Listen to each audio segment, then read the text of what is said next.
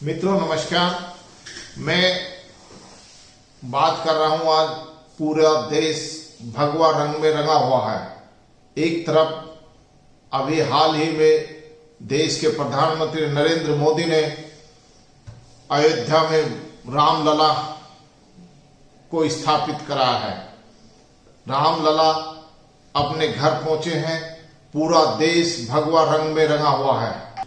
दूसरी तरफ सपा और रालोद का गठबंधन हो गया है, जिसमें 7 से 8 सीटें रालोद को समाजवादी पार्टी ने दी है। इसमें महत्वपूर्ण बात यह है कि मेरठ, बागपत, मुजफ्फरनगर, कैराना, बिजनौर, हाथरस, मथुरा और फतेहपुर सीकरी, ये 8 सीटें ऐसी हैं जो सपा ने रालोद के गठबंधन को दी है। इसमें से महत्वपूर्ण बात यह है कि मेरठ में रालोद 1989 में हरीशपाल सिंह जीते थे, उस जनता दल हुआ करता था। लेकिन उसके बाद से भाजपा और कांग्रेस यहां पर जीतती रही है। वर्तमान में भी लगातार भाजपा अपना परचम मेरठ में लहरा रही है। बागपत में 2014 से लेकर 2002 बार लगातार सांसद सतपाल सिंह, रालोद सुप्रीमो जयंत चौधरी और उनके पिता अजीत सिंह को हरा चुके हैं।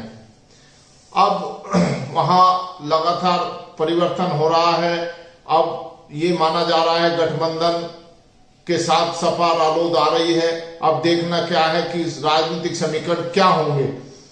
रही बात मुजफ्फरनगर की, मुजफ्फरनगर में 2014 से लगातार भाजपा जीत रही है। डॉक्टर संजीव बालियान वहां से सांसद है वर्तमान में, और फिर भी दोबारा से हो सकता है उनका टिकट वहां फाइनल है। पिछले चुनाव में 2019 में चौधरी अजीत सिंह दलबल के साथ उनके सामने चुनाव में लड़े थे, लेकिन अजीत सिंह को भी उनके सामने हार का मुंह देखना पड़ा था। इस बार ये वैसे मुजफ्फरनगर सीट जाट और मुस्लिम बाहुल्य सीट है। अब देखना यह है कि कौन रालोद से प्रत्याशी आता है, किस तरह के माहौल राजनीतिक समीकरण बनते हैं। जातिगत समीकरण को आधार बनाते हुए रालोद अपने प्रत्याशी को चुनाव मैदान में उतारेगा। कैराना में भी कुछ ऐसा ही है, मुस्लिम और जाट बाहुल्य ये सीट है। वर्तमान में भाजपा का कब्जा है कैराना में, लेकिन उससे पहले उपचुनाव में रालोद से तबस्सुम वहां जीती थी। और फिर इस बार रालोद किसको चुनाव मैदान में उतारता है, ये भी बहुत महत्वपूर्ण होगा। गठबंधन पर सभी की निगाहें लगी हुई है। बिजनौर भी मुस्लिम और दलित बाहुल्य सीट है, ये भी महत्वपूर्ण सीट मानी जाती है। पिछली बार बसपा के मलूक नागर यहां से चुनाव जीते थे, और समीकरण क्या थे, उस समय गठबंधन था। लेकिन इस बार सपा रालोद गठबंधन में ये सीट गई है, रालोद के पास सीट है।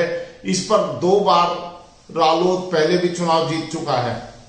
मथुरा में 2009 में जयंत चौधरी खुद चुनाव जीते थे, लेकिन उसके बाद से भाजपा लगातार वहां चुनाव जीत रही है। इस तरह के समीकरण रालोद के और गठबंधन सपा के साथ जो बनकर सामने आ रहे थे।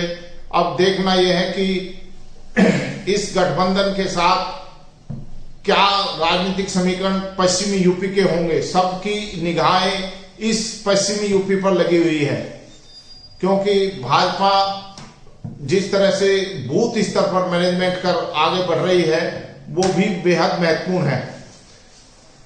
क्योंकि बूथ स्तर पर रालोद और सपा का कोई मुश्किल है, इनका वर्क हो ही नहीं पाता। इन दोनों पार्टियों का ऐसा वर्क है ही नहीं कि बूथ स्तर पर मैनेजमेंट इनका बन पाए।